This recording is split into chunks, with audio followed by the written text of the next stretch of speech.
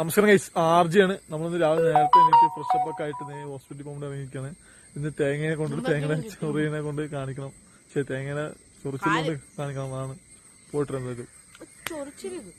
അപ്പൊ നമുക്ക് പതുക്കെ പോയിട്ട് ഇനി പതുക്കെ മല കയറി മോളിൽ പോകണം.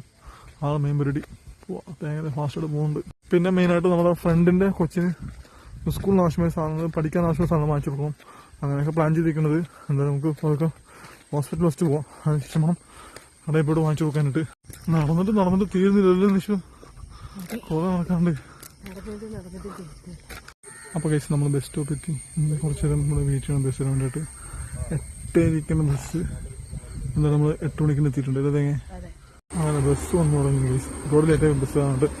8:40 അപ്പൊ കഴിച്ച് നമ്മൾ ബസ് സ്റ്റോപ്പിൽ ഹോസ്പിറ്റലിലേക്ക് പോകണം.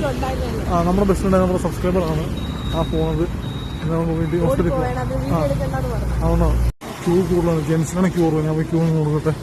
അവിടെ ഭിന്നശേഷിക്കാർക്ക് ക്യൂ വേണ്ട. പക്ഷേ തേങ്ങ കാണിക്കുന്നതിന്റെ ഒരു ചിലപ്പോൾ ഞാൻ ചോദിച്ചിട്ട് തരുന്ന സംശയം. അതാണ് ഞാൻ വണ്ടി വെച്ച് നിൽക്കുന്നത്. എന്നാ തേങ്ങ 48. അപ്പൊ കഴിച്ച് നമ്മൾ സ്കിന്നിന്റെ ഡോക്ടറെ കാണാൻ വന്നിരിക്കാം. ക്യൂ ഉണ്ട് അധികം. ക്യൂ ഒക്കെ അവിടെ ഇരിക്കണത് ഒരു നമ്പർ പ്രകാരം വിളിക്കുള്ളൂ. ഹോസ്പിറ്റലിൽ ഡോക്ടർമാർ ഷോർട്ടേജ് ആണ്. തേങ്ങ ഒരു മാസത്തേക്ക് കണ്ണു ഡോക്ടറില്ല, ഓർത്തോ ഡോക്ടർ ഒരു മാസത്തേക്കില്ല.